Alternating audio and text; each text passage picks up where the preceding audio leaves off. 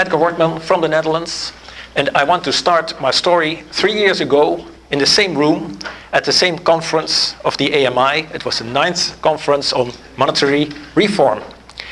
And during that conference, I saw some speakers that gave me something to think about when I went home. And one of those things was the idea that you could turn over the current money system in one night.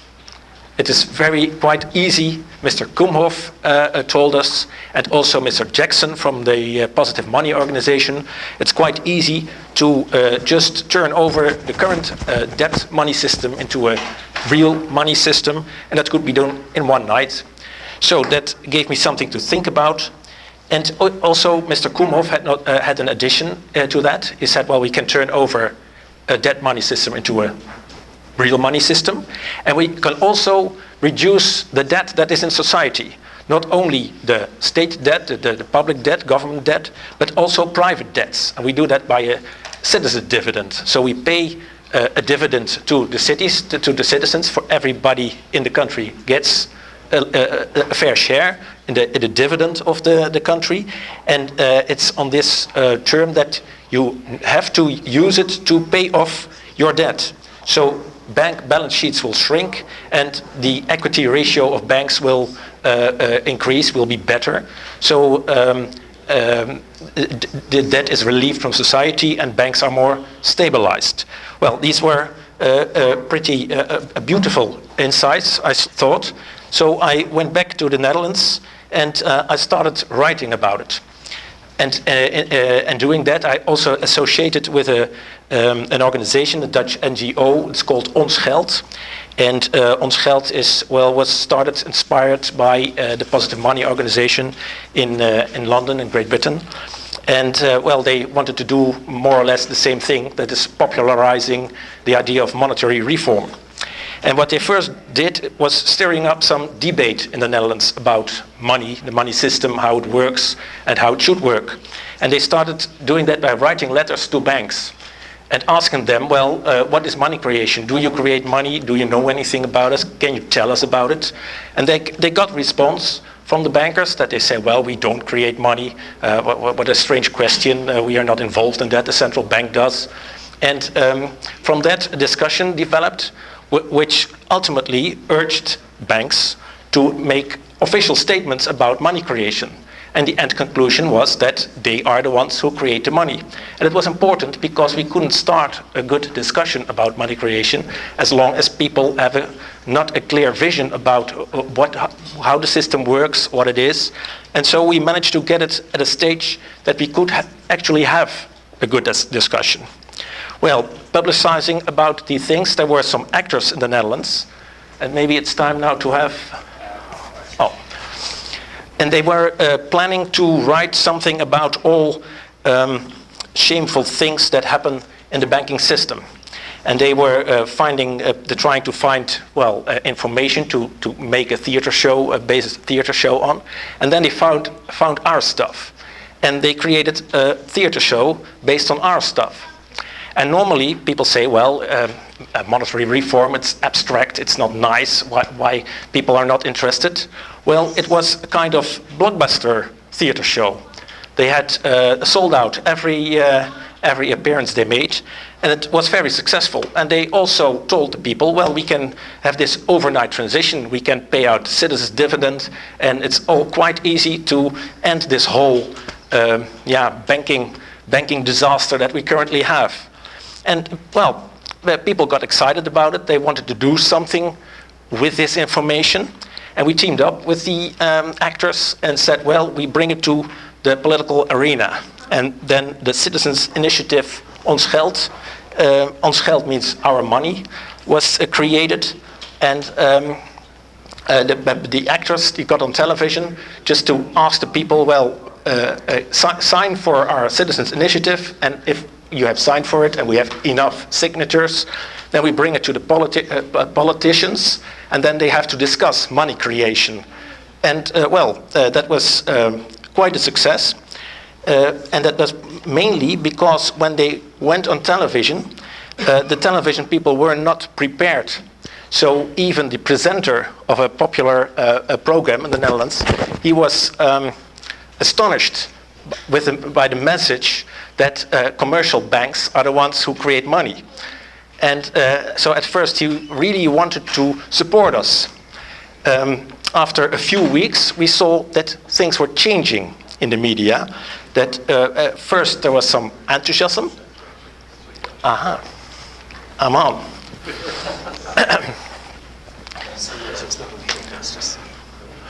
Well, what I had is the picture of those actors in their show. They are called the verleiders. And the name of the show is Door de Bank genomen. It's taken by the bank, something like that. Okay, but that's a big background then for the rest of the speech. So the media first, well, were a little overwhelmed, were unprepared, but that changed. And they started having strategies to just play the subject down.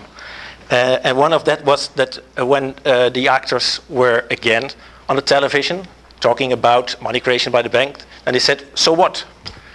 What's the importance of the whole subject? And later on, when we went to Parliament, we had public hearings. At the day of the public hearings, one of the actors was interviewed. He is quite a famous actor in the Netherlands, so if he is interviewed, that will be one of the top stories in the paper. And he was interviewed, he was a top story in the paper, but not a word about the event on that day. Another newspaper, the Financial Press, who had a lot of economists telling that we are nuts, that we are nitwits, that we don't have a clue about money. And we were complaining, why don't you let us tell our story in the newspaper? Well, they didn't want to let us do it. But at a certain point, they said, well, okay, we'll give some attention to the story. So they also had this actor, this famous actor, his name is Pierre Bokma, and they made a profile on him, and they also said something about the Citizens Initiative and money creation. But then the most part of the story was that sometimes Pierre Bokma disappears in the night, and then after 3 days he comes back, and nobody knows what has happened in that time. So this is what will stick in your mind if you have read that article. So we learned something about this. That is that there is something within the media that just wants to play down this story because they know it's explosive. And if people really start studying the money system and how easy it is to change it in a good way, then it will be changed. So to avoid that, the media is needed, and the media is an active thing to play down that story, just not have it in all clearness and in all honesty presented. Okay, then we created that Citizens Initiative. I take my break as well.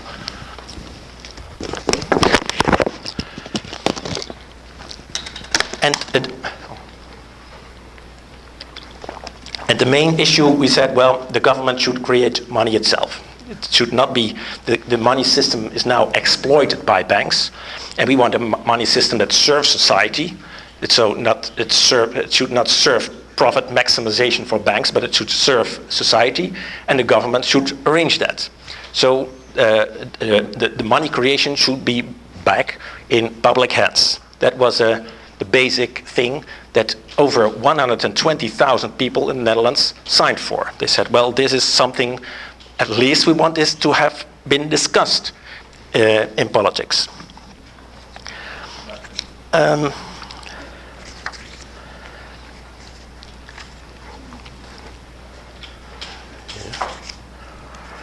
Well, so we achieved with the 120,000 signatures. That is 3 times as much as that we needed. So we went to the politicians. The story was in Parliament, and then there was a remarkable thing about it, because we were thinking, how can we tell the story in a way that's appealing for politicians? So we had some talks with politicians to understand how they are thinking. And one of the things that we found is what was appealing to them the idea that if you put money on a bank, you are learned that you call that saving money, but you don't save it, you borrow it, you lend it out, the bank is borrowing it. And you even have no choice, you don't even have the option to put it on a bank account and say, I save it so you don't use it. So you mean that you say to the bank that the bank doesn't use it, so save it and do not lend it out.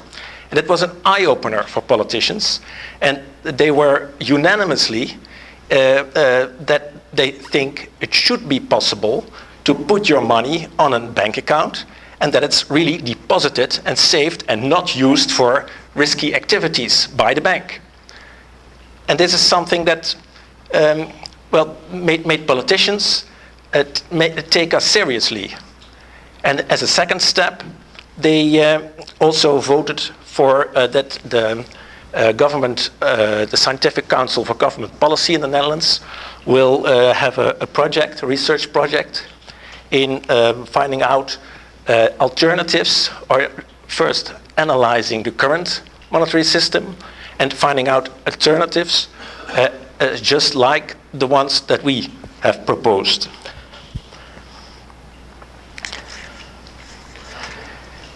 Now,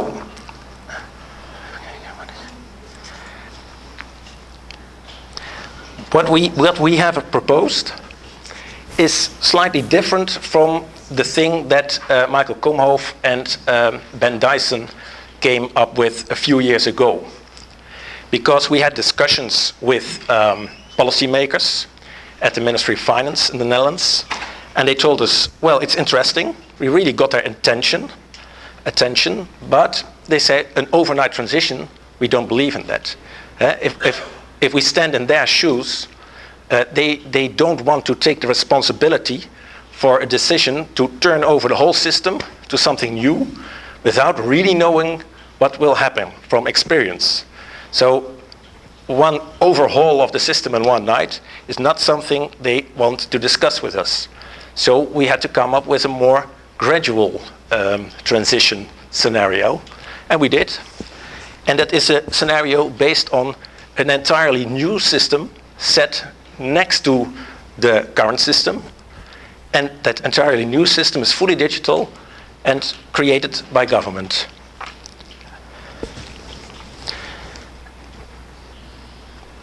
As you see, the current system is not a system that has been designed or created to serve society. It is a system that just was grown, is accepted by tradition, and it's a patchwork mainly in response to financial crisis.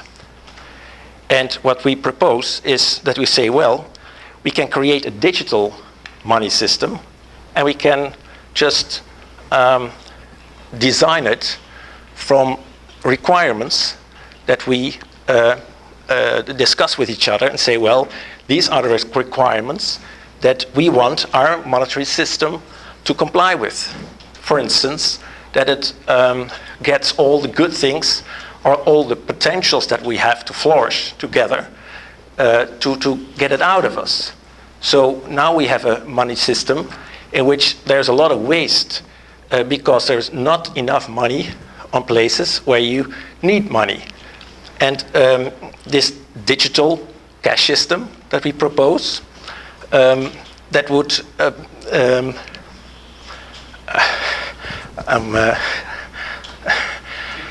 yeah.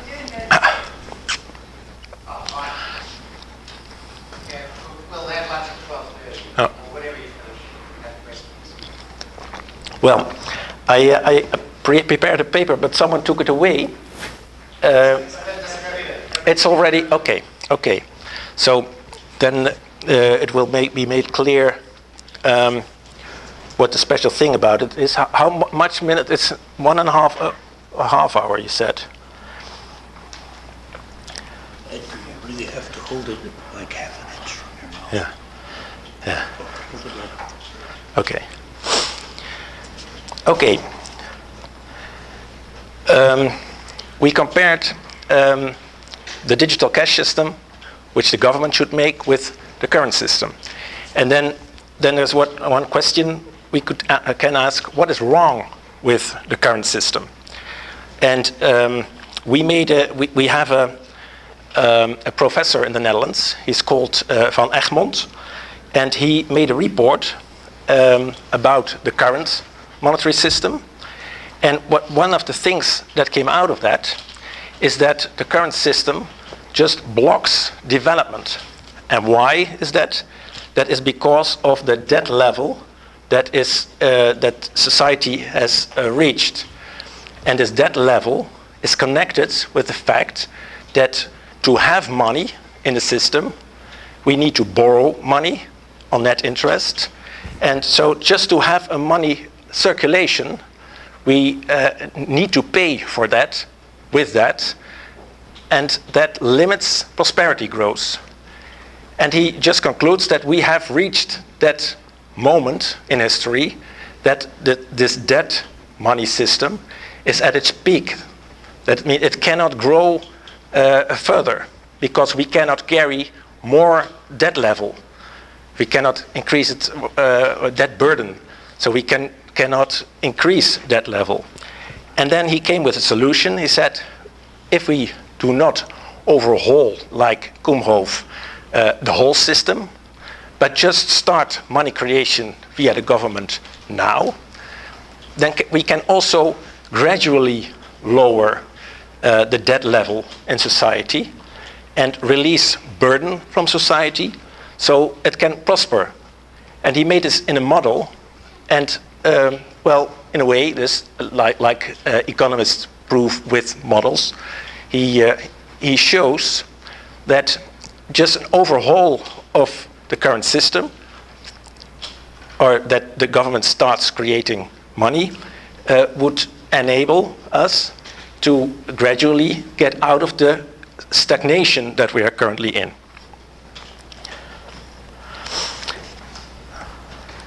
But of course, there's a lot more not good with our current system. For instance, it's unmanageable. We think that central banks manage our money system, but in fact, they are just facilitatory organizations for banks. They are their central credit institutions.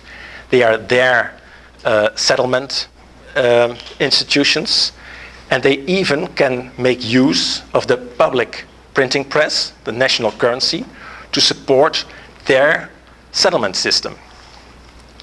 And in fact, we have now a very confusing and complex money system, because if I want to pay via the bank to someone else with another bank, then you have a transaction in which I do not pay to you, but I ask my bank to make some arrangement that the other thinks that has been paid to him. And this arrangement involves three balance sheets of three different banks who can are all risky enterprises. So this is a payment system in which risk is involved because bank balance sheets are involved. It is also a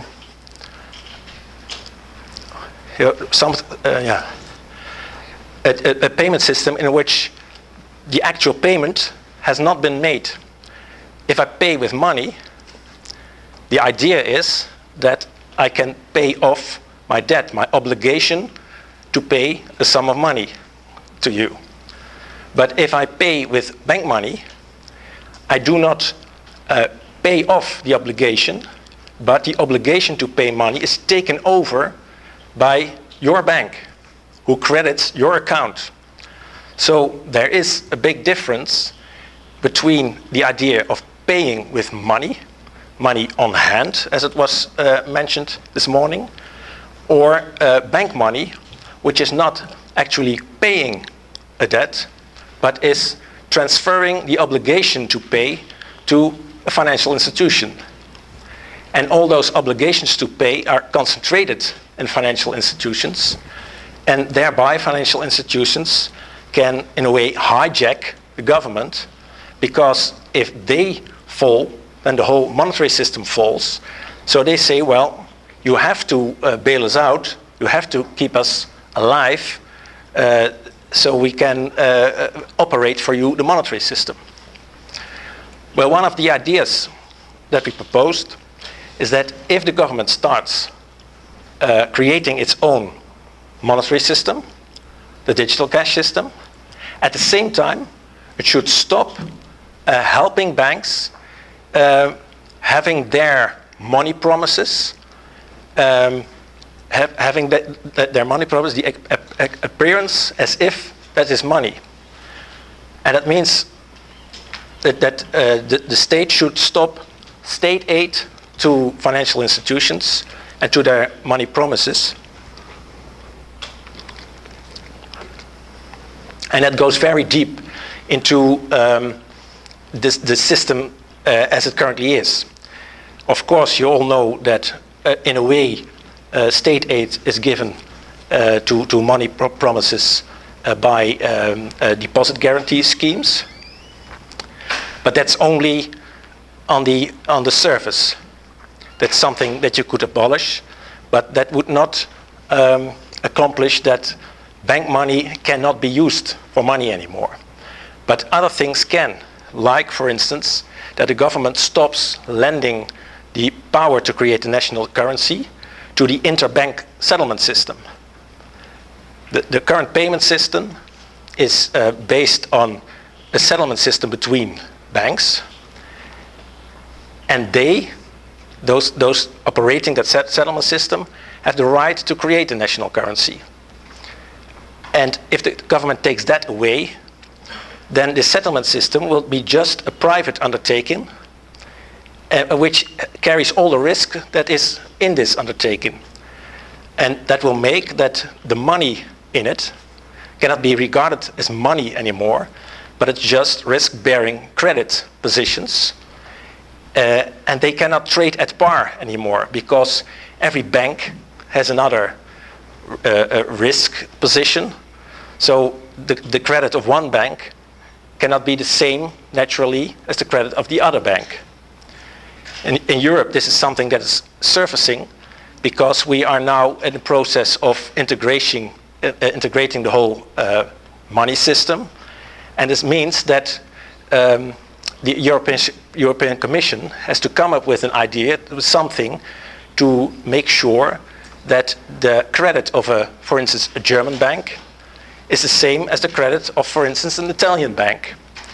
And this gives, even within the banking system, the idea of do we want to make sure, do we want to support, if we are in a good credit position, do we want to support banks that are in a lesser credit position?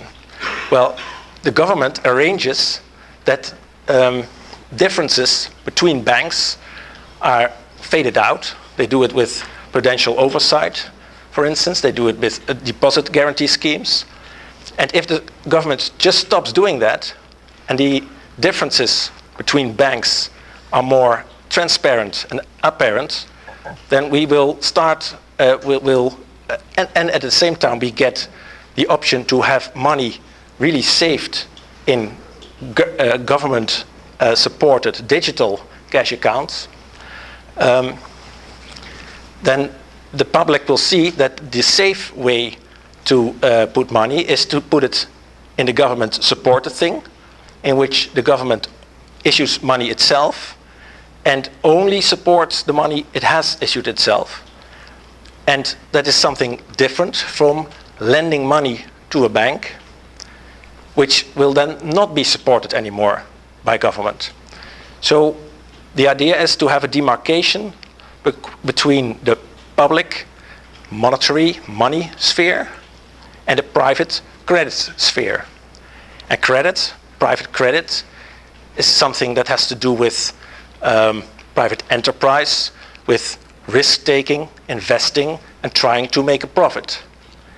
And that's fair. You can borrow your money to a bank, but you should not call it saving. You should, I say borrow, I mean you lend to the bank, But you should not call that saving, but lending it out. And then you get a profit, but you can also lose it. And there should not be a government that says, well, if you lose it, we will bail someone out so it won't hurt you. No, the government will say, you can save your money in a digital cash account, but you can also lend it out, but it's your free choice. And, well, go ahead. If you think you can make a profit, you do. But don't go to the government if things go wrong. If we are talking about digital cash, you might think, well, these guys are inspired by Bitcoin. And in a way, the people of Ons Geld are, because the founder is an IT expert who was very involved in Bitcoin. But Bitcoin is associated with the blockchain nowadays. And that is seen then as the interesting thing about digital money. And I think it's not. Not when we look at it as money. Because if we have a digital cash system run by the government, that means that trust in the system comes from the government who is running it. And blockchain is something that creates trust where there is no central party that offers it to the system as a whole. So it's more for an anarchistic system, it's good. Or for trust in a transaction system, it's good. But for a government-run public money system, you don't need it, blockchain. But we can learn from Bitcoin, because Bitcoin is a pure form of money. It's not a liability of an issuing entity, because there is no issuing entity who puts it on a balance sheet. And it's also not backed by anything. There's no gold somewhere stored, hoarded in the cellar. So it's just information. And I think that is the important thing we can learn from Bitcoin. Not blockchain, but the fact that for money, money can only be seen as information. Information about the ability, the power to be able to pay off debt. And that comes to this idea that creating money shouldn't cost anything, and creating money should not have to do with the assets that someone has on the balance sheet. And now banks can create money, or what we call money, what we use for money, and they present that as something that is in balance with what they have on the asset side of a balance sheet. And it is not needed, and it's not logic to do it, because the money supply should not be a function of what some financial institutions has hoarded and put on a balance sheet. The money supply should be a function of what society needs, or what society wants to, what society needs to prosper to its full potential, and what society needs compared to all tradable value in society. So it should not be something inward-looking,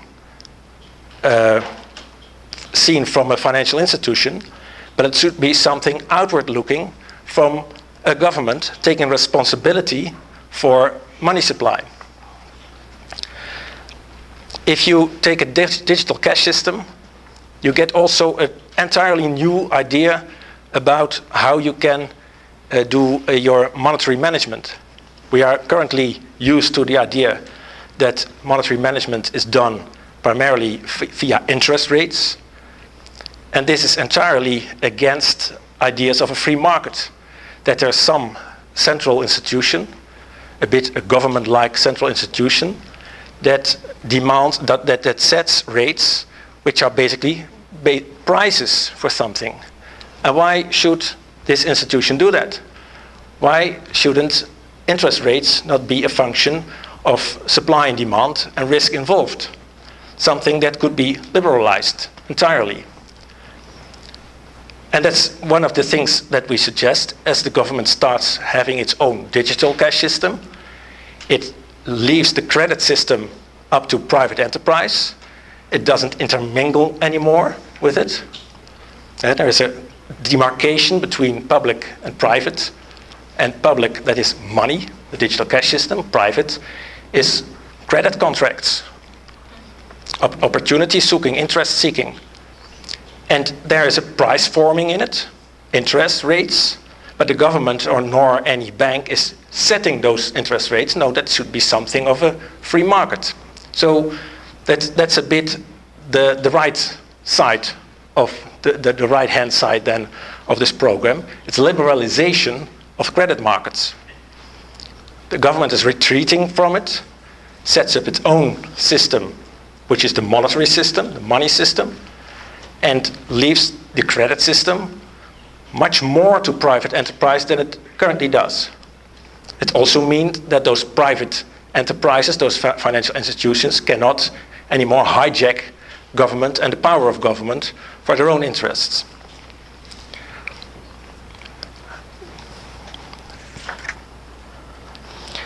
But such a digital cash system can be made something, and that's different from Bitcoin, or not entirely, but Bitcoin in a way, no, I'll leave Bitcoin out. It can be made panoptic, with which I mean that the monetary authority, the organization of the state that's running the system, can, if in real time, insight in the allocation of money, the quantity of money, and the flow of money. And it can directly manage the quantity of money, and it could indirectly manage the flow of it and the allocation of it. And the controlling the allocation, I learned today, we should not call redistribution, but recirculation. I think that's a beautiful word. The monetary authority could monitor the whole system on if the allocation and recirculation is going well in society. And it could be just a digital computer screen on which this is transparent in real time and can be managed in real time.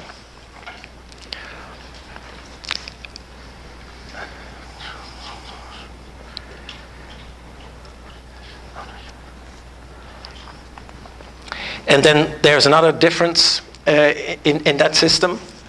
If you have money on your bank account, as I've said, you have lent it out. So you don't own anything at that moment, but what you have is a claim on a bank. So in fact, we should not talk, when we have money on the bank, about money, but we should talk about money claims. That's a relative right that only concerns this counterparty, this bank that you're doing business with. But if you have a digital cash system, the basis of this system is that the government has a key registration of money possession. So this information that is in that system about the money that you possess is something that you really own. So there's nothing that can go bankrupt. It's also not a liability of this organization. It's not in a balance with assets that organization had. Yet the organization only needs to have a computer as its assets, and the whole money supply is not no function of its own doing business, but it's just a registration in that system. And that registration is a registration of possession. So that possession means that, for instance, at least in the Dutch legal system, possession means that you are concerned to be the owner of it. So you can claim it back regardless your counterparty. You can claim it from anybody. This digital cash system I said, was panoptic, so it can see the amount of money in and its allocation. And so it can also create or can monitor, make sure that society has enough buffers, liquidity buffers, so that if a financial crisis comes, and this system won't stop financial crisis, but it will prevent financial crisis to go over from the sector where it arises to the whole economy. And in real time, this monetary authority can make sure that there's always enough liquidity buffer, good allocated in society, that a crisis with a financial institution will not be a monetary crisis or a general societal crisis, but just be a crisis within a private undertaking in which normal rules for liquidization, for insolvency procedures can be taken. So that we do not need any more special government institutions that come in when a bank goes bankrupt to avoid that bankruptcy. No, we have the normal procedures that if a bank goes bankrupt, it goes bankrupt. And people lose their investments in that bank. But it's not a real problem because they have also the money that they wanted to save in their digital cash account. So that's not a way at that moment. Well, I think it's enough for now. What I had here was far too much.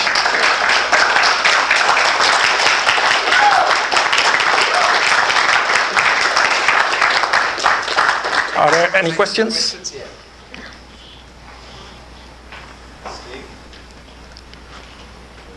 Yeah. Is there an English version of this play? It's available in Dutch, and I thought they would make translations of it. Yeah. But on the other hand, I would encourage people in America just make an American show for it. Yeah.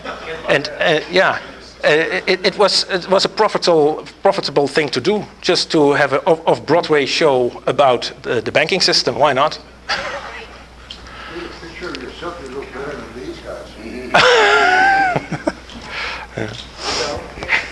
Yes, if I could, I would like to congratulate you on what you have taken from the understandings that we've been parlaying over the last number of years into something so substantial as to your accomplishments on the date. And I really do heartily congratulate you.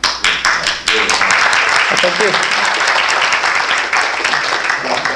The thought that came to mind is that you're going to have all the new money to be created by the state. I mean, the proposal is to have all the new money created by the state, essentially, and to leave the credit money system still in place to work itself out. Am I right about that? I mean, that seems to be the picture here. And I'm just wondering, how do you think about those two systems would be working side by side for a while?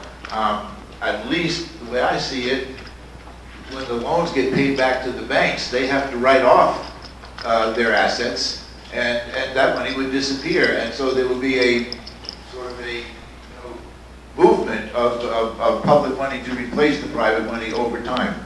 Am I getting that right? Is that? Yeah. I think that is the difficult question in how to organize this transition. There is a certain time that you have two currencies, and I think the main point, there's 2 points then to think about.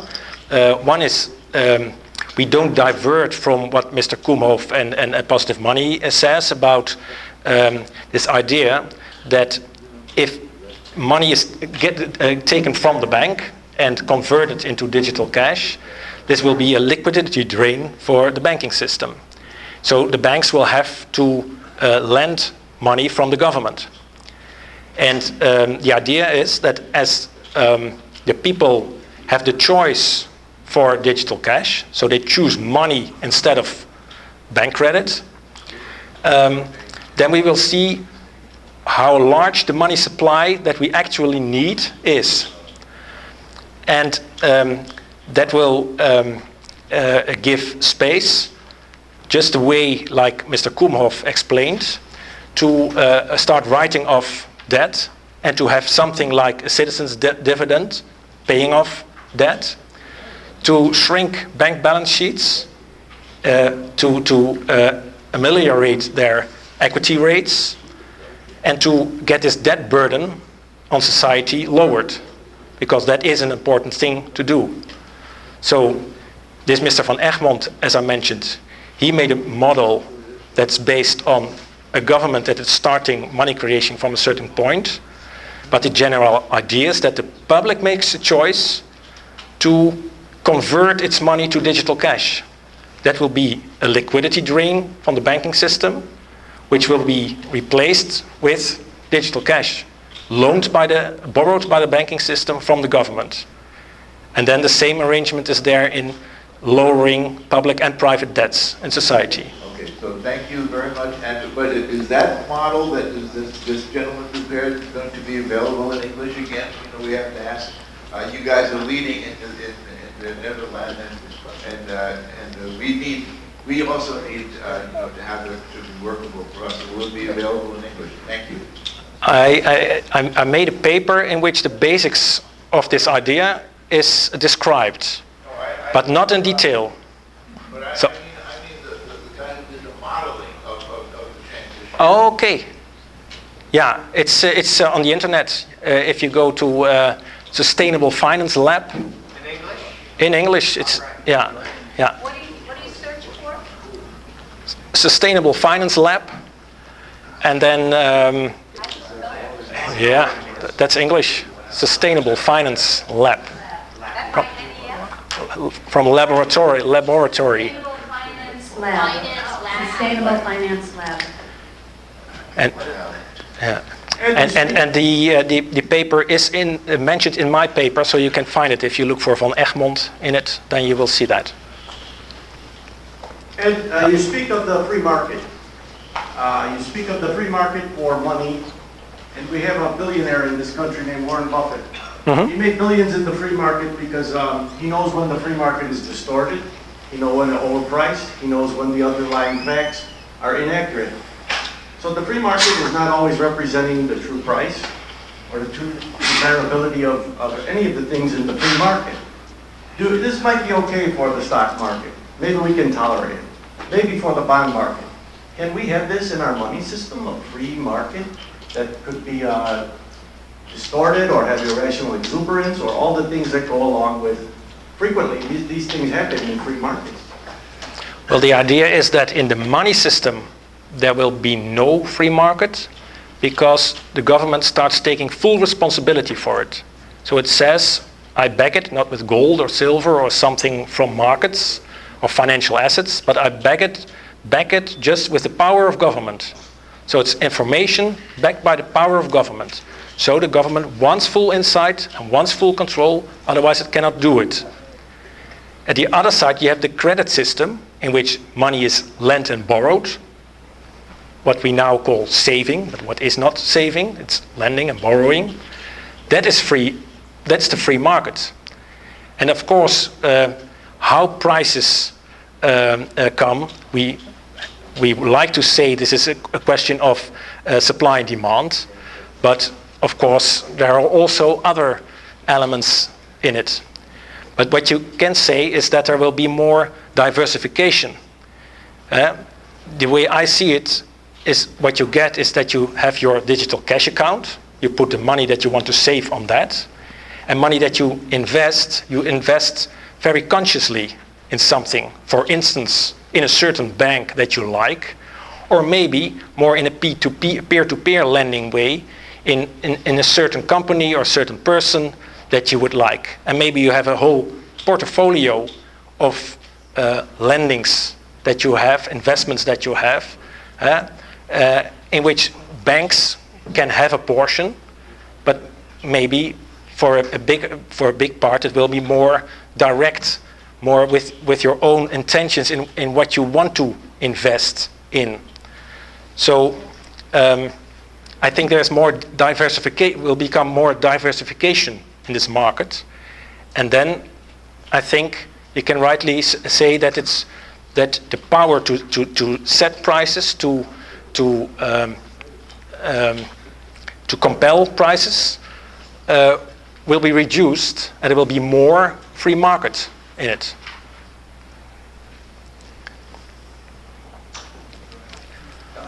My question is that, again, I congratulate you on the wonderful thing that you've accomplished. I had the impression that because you're in the Eurozone, that there were some constraints here that perhaps would not apply to a nation that had its own currency. So how does the fact that you're part of the Eurozone influence these things that you're trying to do, or has it no influence? Well, it does. It does. I think that countries that are in the EU and not in the euro just can start a digital cash system without a problem, because they are not obliged, not bound by the idea that the EU is the primary source of monetary policy. They can make their own monetary policy, and a thing of that is could be creating a digital cash system. So, for instance, England and Iceland could do it right away. For the Netherlands, that's different, because the ECB is the one who sets this, or can set the monetary policy. And the ECB would then be the one to decide, maybe, that it says it's time to have a digital cash system. And that's actually something that I would not like, I would not want, because the ECB is something that's above the countries, it's above lawmaker, it's above democracy. So this institution should not be able to grab this power, because it's not subservient to our democratic system. It's a servant of the financial industry. So, for instance, I'm not in favor of this program in promoting quantitative easing for the people, because that would give Mario Draghi potentially the idea that he can say, well, I can be Santa Claus, I spread around some money, and at the same time I create this system in which I can create money at will, because that will happen in a digital cash system. And now he is still a bit constrained, because he can only create money in return for financial assets. So he does it in deal making with financial institutions. But if you have this digital cash system, it's really fiat, and that should be that is a power that we should never give to an institution that is not checked by democracy. Does that mean you have to exit, like Britain did, in some way? No, I don't see it that way. The advantage for Europe would be so great to implement a digital cash system. If we take it for the Netherlands alone, we estimate it at 700 billion euro. What would be the advantage? Would be the amount of money that we had for debt reduction, and it would in Europe solve all problems of Europe. It would solve the problem with the Greeks. It would we are now in a negative spiral with the European cooperation because of the debt burden, and that would be vanished if we start doing it. But I think we could and we should do it within the European community, but first have other European institutions, another treaty that makes it serve society and not serve financial institutions. Hi, I was just wondering, with this new digital cash plan, what role do you see for physical cash? Sorry, I didn't get your question right. Is still your role for physical cash with the e-currency? What role do you see for physical cash, paper and coin, in this digital cash? In the current system, in the credit system, cash that you can have in your hand is an important thing because it's a little bit of a way out, a little way to keep the power of banks in check. But it's very small and not important. But okay, within the current system you could say, let's be in favor of physical cash. In this digital cash system, it's just not unnecessary, not needed. So that will be a panoptic system, but it will be a serving system, serving society, and not serving the financial industry. So I think within this digital cash system, you don't need physical cash anymore. Okay, we're going to have to draw the questions to a close, but we will be having a panel with all of the speakers so you can ask any questions that you didn't get to ask. But Professor Joseph Huber would like to make a statement about the euro situation. Yeah, well, depends. So far, I have not clearly understood which kind of class of money it is, what you propose as digital cash, as I'm not quite sure whether it is appropriate to use the word cash. But I mean that's simply about wording. But right now, as you have answered the question on the euro, I have understood for the first time that actually it seems to me now that you intend to introduce parallel currencies in the euro area, which would mean reintroducing national currencies, but these would be denominated in euros. That would create a mess, isn't it? But I don't think excuse me, please. The question involved is why don't you start from non-cash central bank money as we have it, and simply create an access of the public to create a new kind of account that would create an access for us using central bank money. In parallel to bank money, that would be an alternative in a sense of your idea. Why do you necessarily have to introduce a new class of money? We'll carry on that conversation in the panel session because we have to break for lunch now. Thank you, Edgar.